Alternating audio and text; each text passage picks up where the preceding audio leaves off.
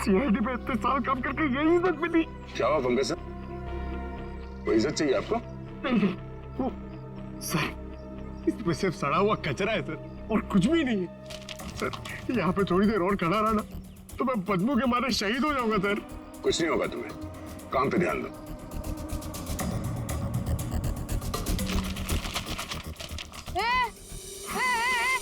ये क्या कर रहे हो? ये मेरा इलाका है, यहाँ मैं किसी और को कब्जा जमाने नहीं दूंगी। अरे कौन कब्जा करना चाहता है? मेरा बच्चा है तो मैं खुद यहाँ से सलट लूं। तो फिर मेरे इलाके में कचरा चुनकर ये मेरे पेट में लात क्यों मार रहे हो? अरे मेरी माँ, आपके पेट पे कोई लात नहीं मार रहा है, मैं खुद यहाँ पे अपनी नौकरी बचा रहा हूँ। देखो तुम लोग जाओ यहाँ से, ये मेरा इलाका है, मैं किसी और को कचरा चुनने नहीं दूंगी। जाओ जाओ। हम लोग सीआईडी से हैं और इस कचरे में सुराग ढूंढ रहे हैं। हाँ?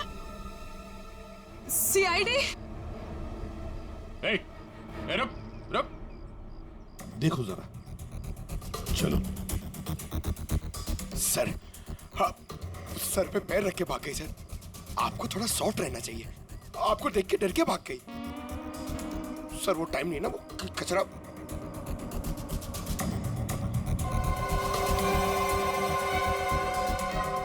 सर, ये देखिए, ये कुछ गमले के टुकड़े मिले हैं।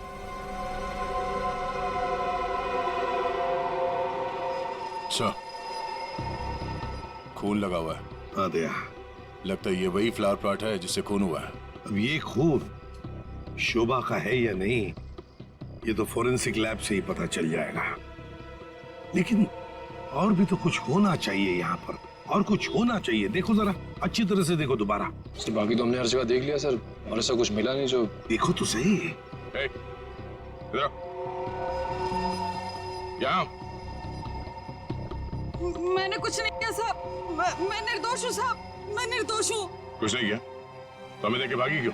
वो साहब, बिरजू कह रहा था कि जब भी पुलिस वाले देखो ना तो अपनी जान बचाओ और भागो, पता नहीं फिर कब मुसीबत में फंस जाए। एक मिनट, देखो, किसी भी मुसीबत में नहीं फंसोगे तुम। इतना बताओ, क्या सुबह तुमने यहाँ से कुछ कचरा उठाया था? हाँ, घबराओ मत, उठाया था कचरा? हाँ, उठाया तो था, इस थैले में ही है। दिखाओ जरा। नहीं नहीं, मैं नहीं दूंगी, ये मेरी रोजी रोटी है साहब। अरे हमें उसका भजिया नहीं तलना है, हमें सिर्फ ये देखना है कि उसके अंदर क्या है। इधर दो।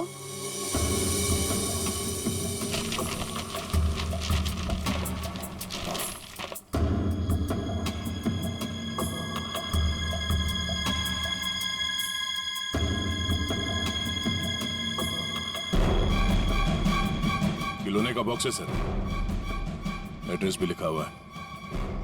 ओह, तो ये है खूनी।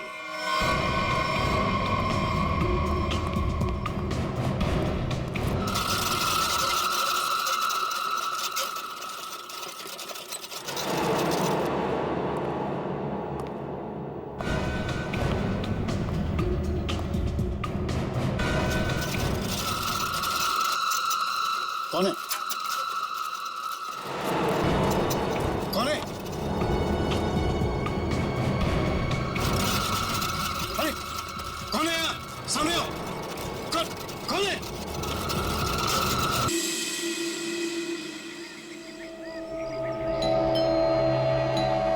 कचरा, कचरा।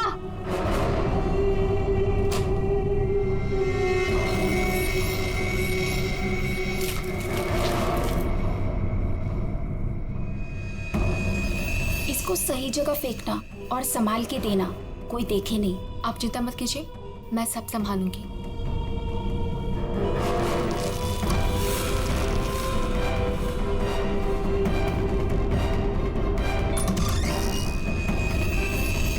जल्दी दो।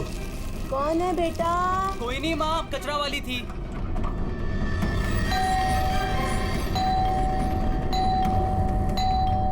अरे कौन है? कचरा। अरे आ रही हूँ, क्या बैग खराब कर देगी?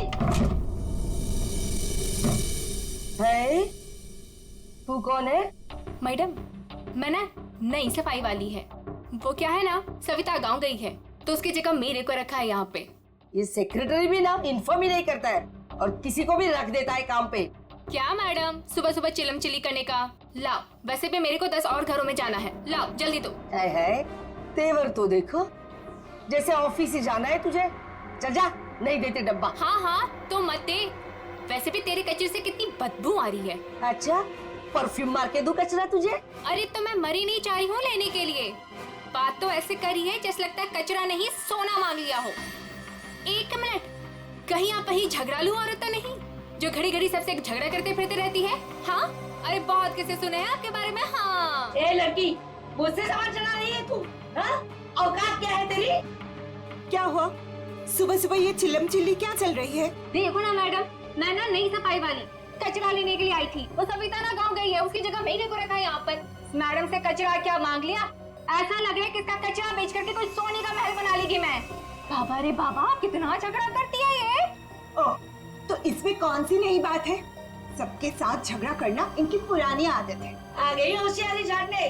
ए सुन, हमारे फटे में टाउन बताना, माइंड योर ओन बिजनेस। चल, देख रहे हो ना कैसे झगड़ा कर रही है ये। वाह वाह, बड़ी आई, माइंड योर ओन बिजनेस। पहले अपने माइंड का इलाज कराओ। सबके नाक में दम करके रखा है अपने रोज के झगड़ों की वजह से। भाभी जी please, I am sorry, I am really sorry. आप अंदर जाइए। शोभा, अंदर जाओ।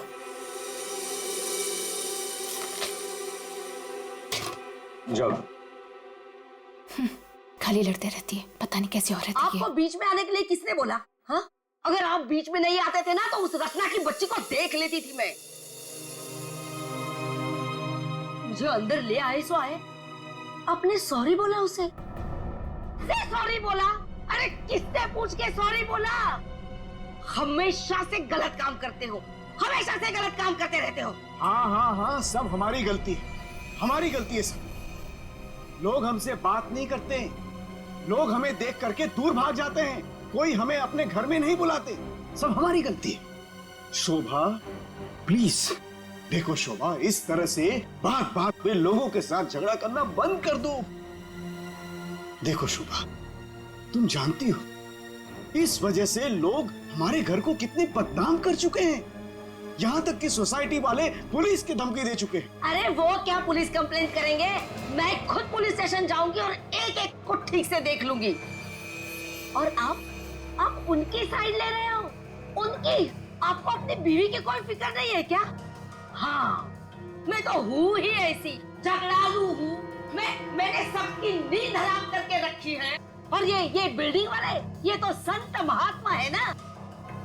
बहू, वो लोग भी गलत हो सकते हैं, लेकिन लोगों से बात करने का एक अलग ही तरीका होता है। आइए आइए, पधारिए। अरे मैं तो वही सोच रही थी कि अब तक आप कैसे नहीं पधारी अपने लाडले की तरफदारी करने के लिए। देखिए माँ जी, एक तो वैसे भी इन्होंने आपको मेरे मत्थे मड़ा है, वो भी मुझसे पूछे बिना। मेहमान बनकर आई हो तो मेहमान बनकर रहो घर में।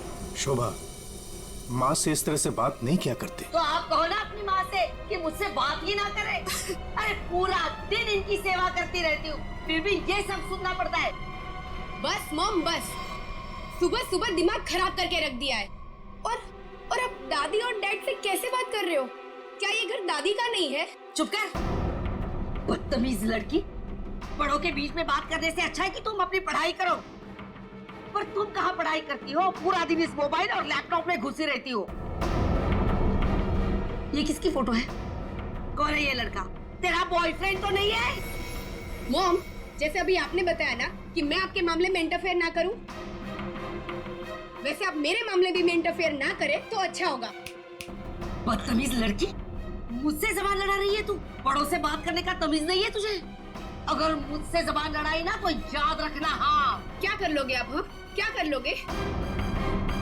जैसे भैया को इस घर से निकाल दिया, वैसे मुझे भी निकाल दोगे? हाँ? मॉम, शोभा, बस बहुत हो गया। ऐसे किसी जवान लड़की से बर्ताव नहीं किया जाता।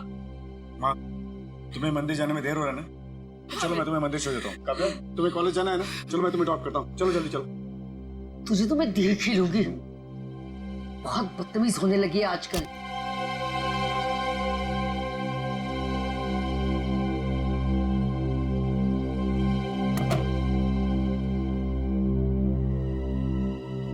आने दो इस बुढ़िया को मंदिर से, दरवाजा ही नहीं खोलूंगी। देखती हूँ अंदर कैसे आती है।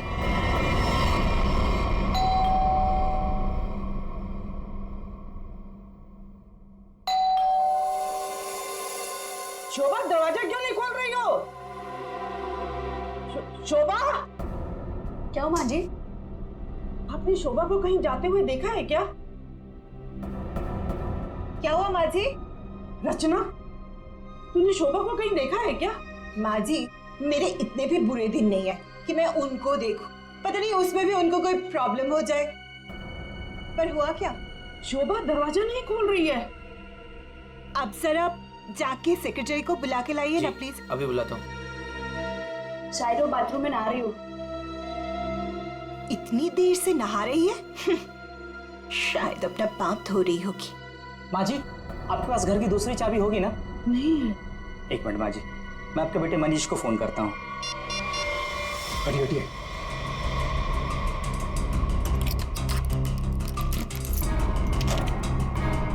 माँ, दरवाजा अंदर से बंद है। अंदर से कैसे बंद है?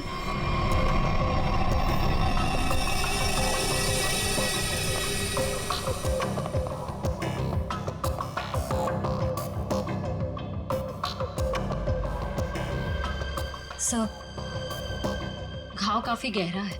लगता है किसी भारी चीज से वार किया गया है।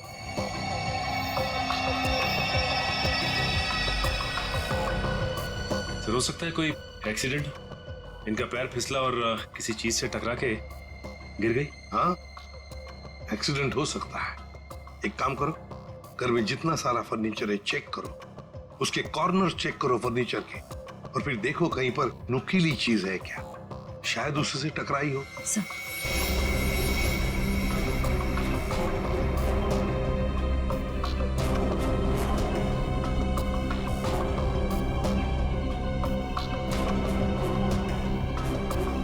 सर।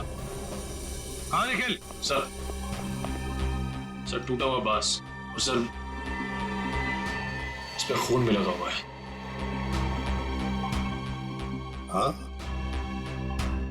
लगता है खूनी ने ये बाज बेचारे शोभा के सिर के पीछे मारा है इससे जोर से, और फिर शायद शोभा अपनी जान बचाते बचाते यहाँ से बाहर गई, गिर गई और फिर दम तोड़ दिया होगा। लेकिन सर दरवाजा तो अंदर से बंद था, कुंडी लगी हुई थी, तो फिर खूनी घर से बाहर गया कैसे होगा? सर हो सकता है बालकनी से चला गया। नहीं निखिल, इतनी ऊंचाई से कोई बाहर जा ही नहीं सकता। सर घर के बाहर सीसीटीवी कैमरा लगा हुआ है। बस तो फिर वो सीसीटीवी कैमरा का फुटेज और लॉबी के सीसीटीवी कैमरा का फुटेज सब देख लेते हैं।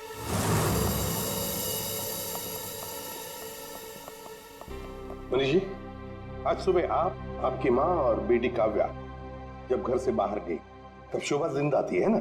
जी सर। मतलब शोभा जी का कत्ल हुआ सुबह 10:30 बजे के बाद में ही। पर काव्या, तुम 11 बजे कॉलेज से वापस क्यों आ गई थी? देखो, चुप रहने का कोई फायदा नहीं। हमने लॉबी के सीसीटीवी फुटेज में देख लिया है, तुम ठीक 11 बजे बिल्डिंग में अंदर आई थी। काव्या, तुम कॉलेज नहीं गई? वो मेरा फ्रेंड अश्मित हमारी विंग में रहता है, मैं उसी से मिलने वापस आई थी। अपने बॉयफ्रेंड से मिलने गई उसी वक्त जिस वक्त अपनी माँ का कत्ल हुआ।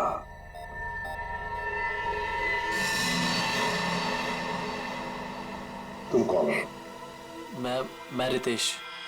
रितेश, आपका बेटा? जी सर। पर तुम तो घर छोड़कर चले गए थे। जी, वो मैं घर छोड़कर नहीं गया था, मुझे इनकी पत्नी ने घर से निकाल दिया था। मतलब तुम्हारी माँ ने, यही आदर रखते हो अपनी माँ के लिए, यही संस्कार दिया? जब तुम यहाँ रहते नहीं थे तो किस लिए आए थे यहाँ पर? जी, वो मैं किशोर से मिलने आया था। सर, अगर आपने सीसीटीवी फुटेज देखा होगा तो आपने देखा होगा कि मैं अपने डॉग को बाहर घुमाने लेके गया था। क्या बात है किशोर, जब ये रितेश तुम्हारे घर पे तुमसे मिलने आया तो तुम अपने घर से बाहर कुत्ता घुमाने निकल गए? हाँ सर, वो हमेशा आता जाता रहता है, पर इसमें प्रॉब्लम क्या है? प्रॉब्लम है शोभा जी का कत्ल हुआ है, समझे? चलो तुम सबकी बातें मान ली, बच्चे बिल्डिंग में आए अपने दोस्तों से मिलने, मगर घर नहीं गए। बिल्डिंग के अंदर बाहर लोग आते जाते रहे, पर शोभा जी के घर के बाहर कोई नहीं आया। काश अगर कोई भी, एक भी शोभा जी से मिलने जाता तो शायद आज बेचारी मासूम शोभा बच जाती। सर, वो कोई बेचारी औरत नहीं थी, जैसी औरत थी उसके साथ वैसा ही हुआ। क्या मतलब? माफ कीजिएगा मनीष भाई, सोसाइटी की इज्जत का सवाल है। सर, शोभा जी का सोसाइटी में किसी के साथ भी बिहेवियर अच्छा नहीं था। आए दिन छोटी छोटी बातों में झगड़ा करती थी। इवन सर आज भी उनका झगड़ा हुआ था। झगड़ा हुआ था? किसके साथ? इनसे, रचना जी से। ओह सर, मैं सर, मैंने उसको नहीं मारा सर। मैंने तो कभी किसी मच्छर को भी नहीं मारा सर। एसीपी साहब, इन सोसाइटी के सारे लोगों को मैं जानता हूं। इनमें से ऐसा कोई नहीं है जो शोभा को इस तरह से मार सके। और शोभा जी का खून तो हुआ है ना, किसी ने तो किया है। अरे तारिका, ये क्या कर रही हो? ऐसा क्या कर दिया डॉक्टर साहब ने? करने दीजिए ना सर, कुछ भला करने जा रही है तो उसे टोकना ठीक नहीं है ना सर? नहीं, मैं जानता हूं अच्छी तरह से। जिस दिन मैं वहां पर लाशों की जगह लेटा हुआ होऊंगा ना, तुम लोग सबको मिठाई बांटने वाले हो, जानता हूं मैं तुम्हारे सारे इरादों के गुब्बारों को उड़ने से पहले ही फोड़ करके दम लूंगा, समझे? हमारी वजह से आप बच गए सालू के साहब, वरना तारिका ने तो आपका सर फोड़ ही दिया था। अरे मैं तो सिर्फ इनायत कर रही थी। अच्छा, सालू के साहब का सर फोड़ने का? जी नहीं, इस औरत के सर पे किस चीज से बहुत जोर से मारा गया है जिससे इसकी मौत हो गई, ये पता लगाने के लिए। देख सालुंखे, किस चीज से मारा ये तो हमें पता है, यही मर्डर वेपन है। हाँ, इस पे तो हमें इनका खून भी मिला था, जो उस वक्त तक सूखा भी नहीं था। ये लो, बहुत बढ़िया। हाँ? जो भी वहां पर मिला उस पर भरोसा करके आगे सीधे आना, कमाल है, बिना अपना दिमाग लड़ाया। तारिका, कई बार मैं सोचता हूँ अगर हम नहीं होते तो इन लोगों का बेचारों का होता क्या है? ये बात हमें क्राइम सीन पर मिला है। अगर इससे नहीं मारा गया तो फिर इस पर खून कहां से आ गया? क्या अपने आप छल के आ गया है? ये मैं नहीं जानता हूँ, लेकिन हाँ ये मैं जरूर जानता हूँ कि ये मर्डर वेपन नहीं। डॉक्टर साहब, आप इतने कॉन्फिडेंस के साथ कैसे कह सकते हैं? हाँ, अब आए पॉइंट पर। तो सुनो, इस औरत की मौत हुई है खोपड़ी की हड्डी टूट जाने की वजह से। और हड्डी टूटी नहीं, चकनाचूर हो गई। और ऐसा तभी हो सकता है जब जबरदस्त तरीके से इस पर वार किया गया, बहुत ज्यादा इंपैक्ट की जरूरत होती है। और इस वार से कितनी भी जोर से क्यों ना मारा गया, हड्डी इस तरह से चकनाचूर नहीं हो सकती। अगर इनका खून इस आवाज से नहीं हुआ है तो फिर किस चीज से हुआ है? बहुत भारी चीज से इसके सर पे वार किया गया है। बहुत भारी चीज से? तो फिर सालुंखे, हमें वहां क्राइम सीन पर इसके अलावा और कोई भारी चीज नहीं मिली, समझे? दया, इसके पास और कोई जवाब नहीं है, हमारा टाइम बर्बाद कर रहा है। चलो। एक मिनट, मैं टाइम बर्बाद कर रहा हूँ? हाँ। मैं डॉक्टर सालुंखे तुम लोगों का टाइम बर्बाद कर रहा है? हाँ। ठीक है, तो मैं खुद वहां क्राइम स्पॉट पे जाकर के ये थ्योरी प्रूव करके दिखाऊंगा बॉस, तब पता लगेगा कौन टाइम बर्बाद कर रहा है, मैं या तुम खुद अपना टाइम बर्बाद करो। तारिका, मेरे बैग। अरे बैग दो ना तुम यार, मैं बताता हूँ इन्हें कौन टाइम बर्बाद कर रहा है। Fast quick. सब अभी बता दो, मैं टाइम बर्बाद कर रहा हूँ। सालू के साहब तो कोयले के इंजन की तरह धुआं उड़ाते हुए चले गए। गुस्सा हो गए क्या? हाँ, तुम्हारी वजह से। अब आएगा मजा।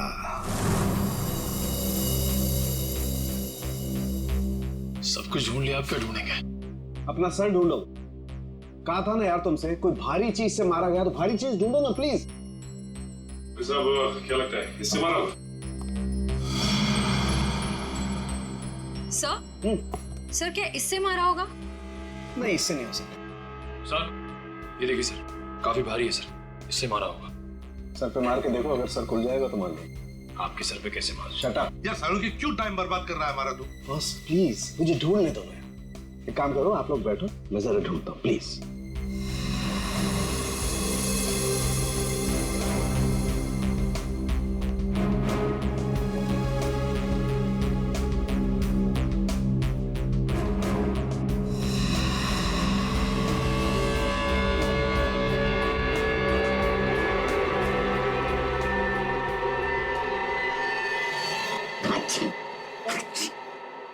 पूरी दुनिया में सर्दी फैलाएगा। ओए, अरे यार क्या हो गया? सर क्या हुआ, आप इतना ठीक क्यों रहे? मसाला मसाला मसाला। हाँ सर, चारों तरफ मसाला गिरा हुआ है और यहाँ पे निशान भी है। लगता है मसाला कूटने का खलबट्टा रखा था यहाँ पे। सर बट्टा तो काफी भारी भी होता है। एक काम करो, आसपास जितने भी घर हैं, सारे के सारे घर चेक करो। श्रेया, दादी माँ को लेकर आओ।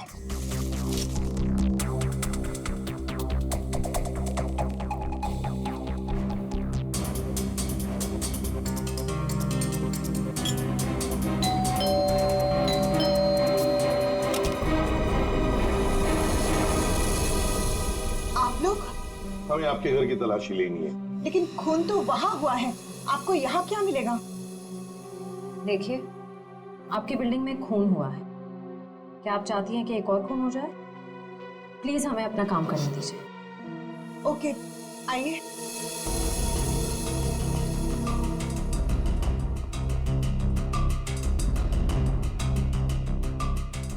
शोभा भी ना मरने के बाद भी मेरी पीछा नहीं छोड़ेगी।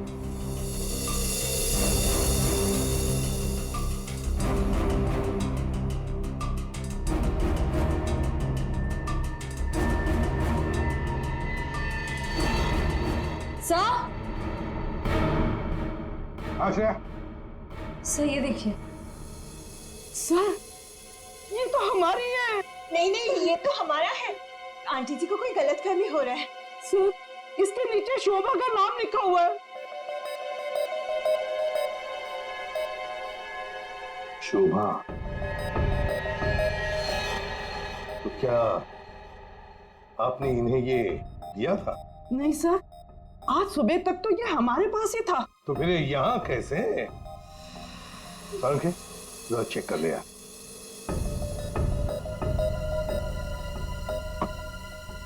वो क्या है ना सर, मैंने गुल्लू के पापा को छोले खिलाने का वादा किया था। शोभा जी तो मर ही गई थी, वो इससे क्या करती, इसलिए मैं ये लेके चली आई। मैंने कोई खून नहीं किया सर, मैं सच बोल रही हूँ सर, मैंने कोई खून नहीं किया। बॉस, इन पर तो कहीं भी खून के ट्रेसेस नहीं। खून का निशान नहीं? मतलब ये मर्डर वेपन नहीं है?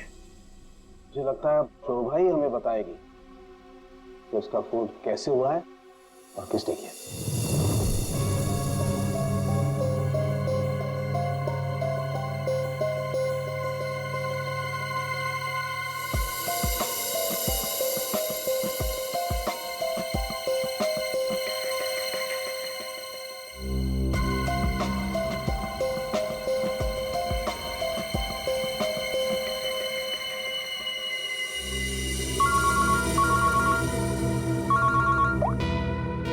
आसान के बोल।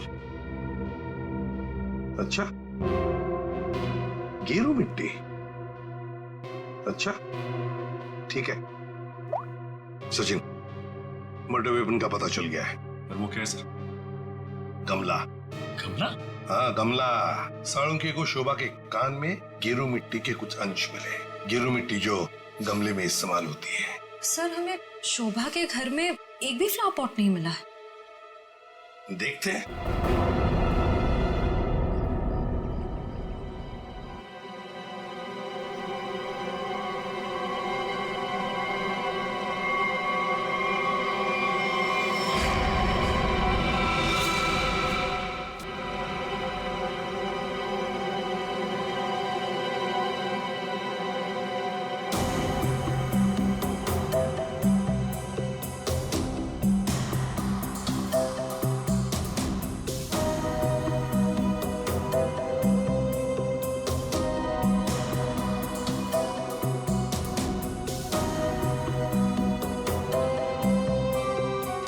गमला यहीं पर गिरा है।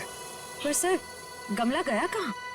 हो सकता है किसी ने साफ कर दिया हो ताकि कोई सुराग न बचे, लेकिन मौत हुई है इस गमले की वजह से ही। लेकिन सर ऐसा कैसे हो सकता है? घर के बाहर लगे सीसीटीवी फुटेज में तो हमने किसी को कमरे के अंदर जाते देखा नहीं। तो फिर शोभा जी के सर पे गमला मारा किसने होगा? वही तो समझ में नहीं आ रहा है सचिन कि गमला मारा किसने, और फिर इतने जोर से मारा है कि किसी इंसान की जान ही चली जाए। हाँ सर, सवाल ये भी है कि बंद कमरे से खूनी बाहर गया कैसे? जमीन चीर के या आसमान फाड़ के? जमीन चीर के तो नहीं निखिल, जमीन चीर के नहीं, आया होगा तो आसमान फाड़ के ही। 1 2 3 4 5 6 7 7वीं मंजिल पर शोभा जी रहती है, वो रही उसकी बालकनी, और बिल्कुल उसी के ऊपर है 8वीं मंजिल की बालकनी। चलो चलकर देखते हैं।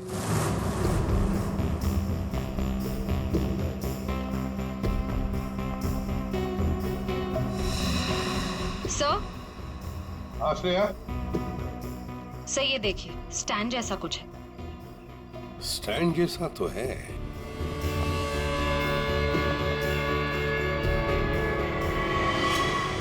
श्रेया, इस गमले का ही स्टैंड है। गमला इसी स्टैंड पर था। ये देखो, यहाँ से गमला यूं धक्का मार के नीचे फेंका गया। ये फ्लैट किसका है? सर किसी एनआरआई का है, और बिल्डिंग का सेक्रेटरी होने के नाते इसकी चाबी सिर्फ मेरे पास ही रहती है सर। क्या हाल फिलहाल में यहाँ पर कोई आया था? मुझे नहीं पता। तुम्हें पता नहीं? तो फिर इसका एक ही मतलब हो सकता है कि जबकि इस फ्लैट की चाबी सिर्फ तुम्हारे पास ही है, तो इस फ्लैट में भी सिर्फ तुम ही आए होंगे। ये क्या कह रहे हैं सर? मेरे कहने का मतलब है कि फ्लैट की चाबी उन्होंने मुझे दी थी। क्या है सर कि सारे एम्प्टी फ्लैट की चाबी ऑफिस के ड्रॉअर में होती है। एजेंट लोग सर कभी भी आते जाते रहते हैं, तो सर मैं 24 घंटे उनके लिए घर पे थोड़ी ना रहूंगा सर। ये खाली फ्लैट्स की चाबियां ऑफिस में रहती है, ये बात सबको पता है? हाँ, हमारे सारे रेजिडेंट्स और सारे कमिटी मेंबर्स को ये बात पता है। हमारे अलावा कोई भी कभी भी ऑफिस जाकर चाबी ले सकता है। वाह, देखा कितने अच्छे सेक्रेटरी है ये सोसाइटी के, जबकि सारी जिम्मेदारी तुम्हारे ऊपर है। फ्लैट के अंदर कोई भी घुस सकता है, कुछ भी कर सकता है। यहाँ तो एक खून हुआ है, खून, समझे? और ये जिम्मेदारी सिर्फ तुम्हारी है। सर खून तो शोभा जी के फ्लैट में हुआ है सर, इससे इस फ्लैट का क्या कनेक्शन हो सकता है सर? जाइए, आप जाइए नीचे और सबको इकट्ठा कीजिए, सारे रेसिडेंट्स को कंपाउंड में। जाइए जल्दी। जी सचिन, ये देखो, हम हैं 8वीं मंजिल की बालकनी पर और शोभा जी रहती थी 7वीं मंजिल पे। जब शोभा जी वहां अपनी बालकनी से बाहर झुकी होगी किसी काम की वजह से, तब 8वीं मंजिल के मतलब यहां से वो गमला शोभा जी के सिर पर मारा गया, ठाम करके ऐसे।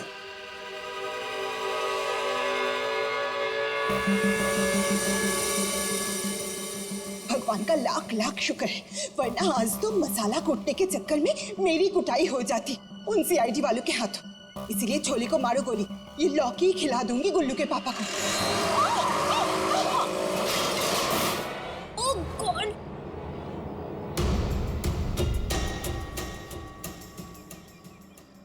ये क्या किया? आज तो शायद लौकी भी नसीब में नहीं है। एक्सक्यूज मी, हाँ गलती आपकी है। एक तो आप मेरे बीचों बीच आ गई, उल्टा आप मुझे सुना रही हैं।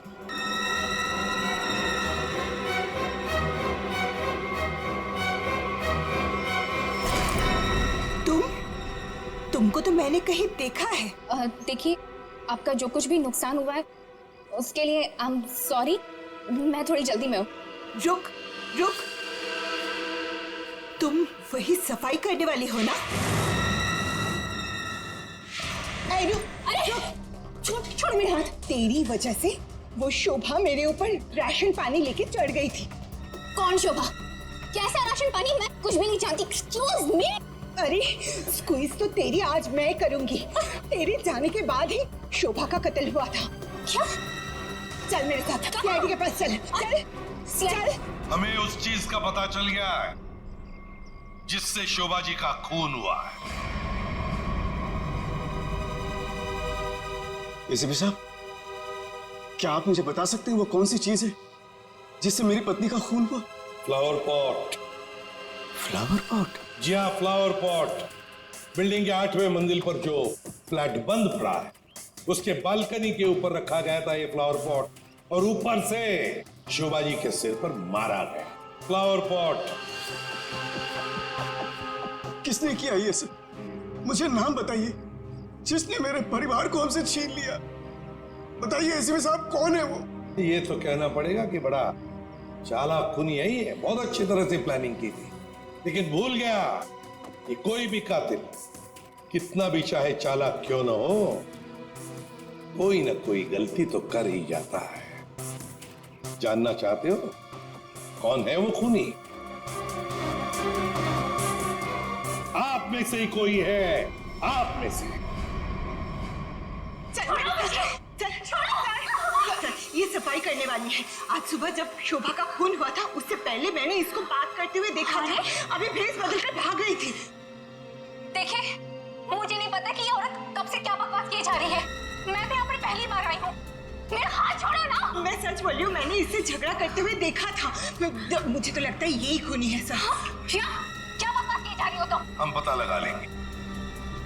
जरा देखिए इस लड़की को और बताइए, क्या आप में से किसी ने इसको देखा है आज सुबह? हाँ सर, मैंने देखा इस लड़की को। सर, ये वही लड़की है जो आज सुबह में शोभा जी के साथ लड़ रही थी। रुक, कहाँ भाग रही है?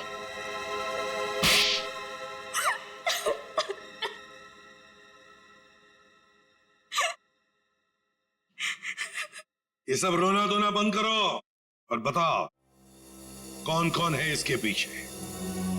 तुम्हारे अकेली का काम नहीं है ये, बताओ जल्दी। कौन कौन मिला हुआ है तुम्हारे साथ इस काम में? हाँ? क्यों खून किया शोभा का? खून? नहीं नहीं सर, मैंने कोई खून नहीं किया। मुझे कुछ नहीं पता, मैं सच कह रही हूँ। जमाना बड़ा बदल गया है सर। इतनी महंगी घड़ी और ब्रांडेड चप्पलें पहन के घूम रही है। यहाँ तो सीआईडी में ईमानदारी से काम करने के बाद पिछले 5 साल में ये वाले जूते पहन पाया हूं मैं। हाँ, सच कह रहे हो फ्रेडी। लेकिन ये है ना, मुखौटा पहनी है सफाई कामगार का, है तो कोई और ही। पूर्वी, ऐसा नहीं बताइए। हाँ, बोल नहीं। प्लीज प्लीज मैम, मुझे मत मारिए। मैं बताती हूँ, मैं सब सच बताती हूँ। दरअसल मेरे पास एक फोन कॉल आया था। कौन लोग थे मुझे नहीं पता, लेकिन वो लोग शोभा से बदला लेना चाहते थे। बदला कैसे लेना है वो सारे इंस्ट्रक्शन मुझे फोन पर बता दिए गए थे। मैंने बस उसे फॉलो किया था और कुछ नहीं किया था, खून नहीं किया था सर। एक अनजान आदमी ने तुम्हें फोन कॉल किया और तुम उसकी मदद करने के लिए तैयार हो गई? हाँ सर। ऐसी क्या दुश्मनी थी तुम्हारी शोभा से? सर, शोभा अच्छी औरत नहीं थी। वो बहुत ही घमंडी और झगड़ालू किस्म की औरत थी। समय एक स्टोर में सेल्स गर्ल का काम किया करती थी। मेरे स्टोर में आई वो एक दिन, नेल पेंट दिखाने के लिए कहा। नेल पेंट का ढक्कन जब मैं खोल रही थी तो सर गलती से वो नेल पेंट की कुछ बूंदें उसके साड़ी के पल्लू पे गिर गई थी सर। उसके बाद उसने जो हंगामा खड़ा किया, मैंने उससे माफी मांगी, मिन्नती की कि प्लीज मुझे माफ कर दीजिए, लेकिन उसने मेरी एक बात भी नहीं मानी। मैनेजर के पास चली गई सर। मैनेजर ने मुझे नौकरी से बाहर निकाल दिया। 2 महीने तक मुझे कहीं कोई नौकरी नहीं मिली। घर का किराया तो दूर, खाने तक को मेरे पास पैसे नहीं थे। मकान मालिक मेरे सिर पर चढ़ करके मुझे परेशान करने लगा, कहा कि निकलो मेरे घर से। सर, उसने मेरी पूरी जिंदगी तबाह कर दी।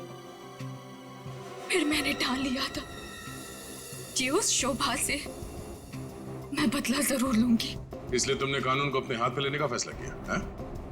सर, मैं मानती हूँ कि मुझसे बहुत बड़ी गलती हो गई। प्लीज आप लोग मुझे माफ कर दीजिए, प्लीज। ये लो, सब कुछ मान लिया तो माफी मिल गई? ऐसे लगता है तुम्हें? है? तुम्हारी सजा हम कम कर सकते हैं, मगर एक शर्त पर। हाँ सर, मुझे आप लोगों की सारी शर्त मंजूर है। बताइए मुझे क्या करना होगा। तो ये बताओ कि फोन पे एग्जैक्टली क्या इंस्ट्रक्शन दिए गए थे तुम्हें? मुझे बस वो फ्लावर पॉट गिरने के बाद उसे साफ करने के लिए कहा गया था। वो फ्लावर पॉट जैसे बालकनी से शोभा के सर से टकराकर नीचे गिरा तो मेरे पास उसे झट से साफ करके वहां से मैं निकल गई। बस यही किया था मैंने। वो फ्लावर पॉट किसने फेंका था? Flower pot? नहीं, किसी ने फेंका नहीं था। किसी ने नहीं फेंका? ये कैसे हो सकता है? कोई तो ऊपर था फेंकने वाला। नहीं सर, मैं सच कह रही हूँ, वहाँ पर कोई नहीं था। वो फ्लावर पॉट अपने आप गिरा था। कौन था ऊपर? यकीन कीजिए, मैं क्यों झूठ बोलूंगी आप लोगों से।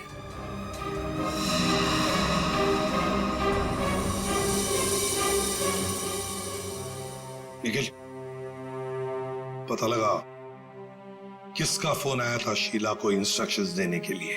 सब उदय, टूटे हुए फ्लावर पॉट के टुकड़े अच्छी तरह से देखो।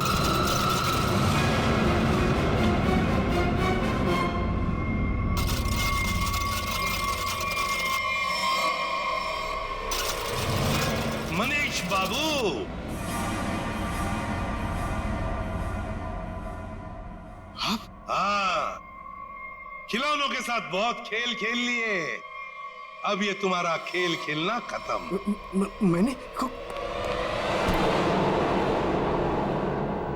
आगे रास्ता बंद है। मैंने कुछ नहीं किया।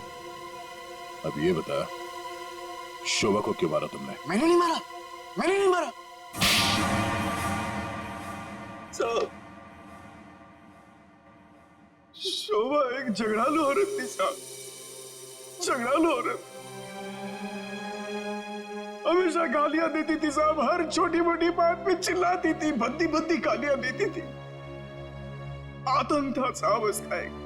हम सबको वो मेंटली टॉर्चर दे रही थी साहब, लेकिन फिर भी हम सब ने सहा, हर बात को सहा साहब। जब तक ये बात घर के चार दीवारी तक थी तब तक तो ठीक था, लेकिन धीरे धीरे ये बात साहब घर के चार दीवारी से बाहर निकल के मोहल्ले तक फैल गया। आए दिन लोग पड़ोसी हमारे पास आते थे कंप्लेन लेकर के, शोभा ने किसी के साथ झगड़ा किया, मारपीट किया। तंग आ चुके थे साहब, हम लोग तंग आ चुके थे। फिर भी हमने शोभा को समझाने की कोशिश की, मगर वो नहीं समझती थी, नहीं समझती थी साहब। हमने तो थक के छोड़ दिया था ये सोचना कि उसे समझाना रोकना हमारे लिए मुमकिन ही नहीं है साहब। बस सिर्फ इसी वजह से तुम लोगों ने उसकी जान ले ली? तो और क्या करता, और क्या करता साहब, बताइए आप मुझे। सोसाइटी वालों ने उसे तंग आकर के हमें नोटिस दिया घर खाली करने के लिए। अगर हम घर खाली नहीं करते इस सूरत में वो हमें पुलिस की धमकी दी।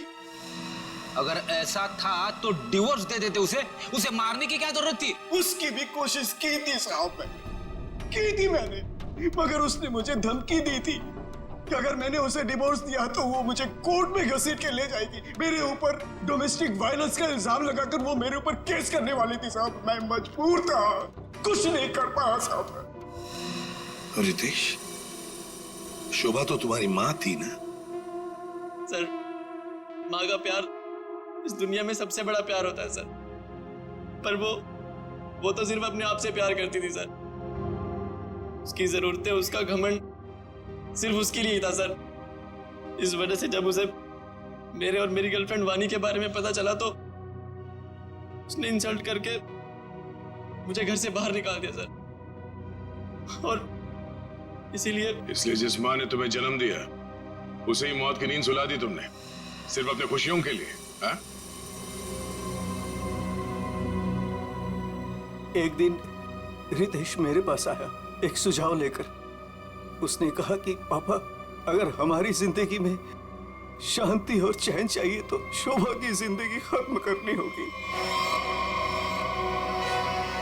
और इसके लिए तुमने अपने पड़ोसी किशोर और नवीन की मदद ली, जो शोभा के दुश्मन थे उसके बर्ताव की वजह से, हाँ? सिर्फ इनको ही नहीं दया, इन्होंने बाकी सारे लोगों से भी कांटेक्ट किया जिनका कोई न कोई झगड़ा था शोभा के साथ। उन सबको अपने प्लान में शामिल कर लिया, शोभा को मारने के प्लान में। शीला के बारे में तुम्हें कैसे पता चला? काव्या ने मुझे बताया उस दिन शीला और शोभा के झगड़े के बारे में, क्योंकि काव्या शोभा के साथ ही स्टोर में गई थी। तो तुम्हारे इस प्लान को अंजाम देने के लिए कोई बाहर वाला चाहिए था, और ये शीला इस काम के लिए एकदम परफेक्ट थी, और इसे शोभा से बदला लेना था, इसलिए ये भी मान गई। है? वैसे सारी प्लानिंग की कैसे तुम लोगों ने, बताओ जरा। नवीन ने ऑनलाइन पर ट्रॉली बुक की थी। डिलीवरी होने के बाद वो ट्रॉली और रिमोट वाणी को दिया था। वाणी पेशे से इंजीनियर है साहब।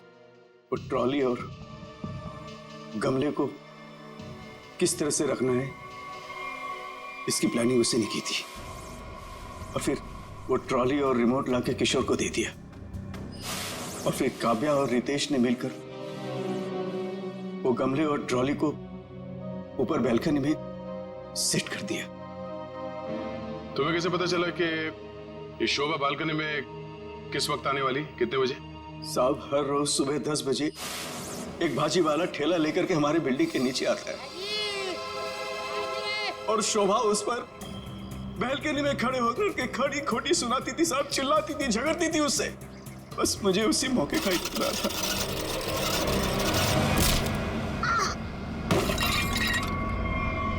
और फिर मैंने मां को फोन किया।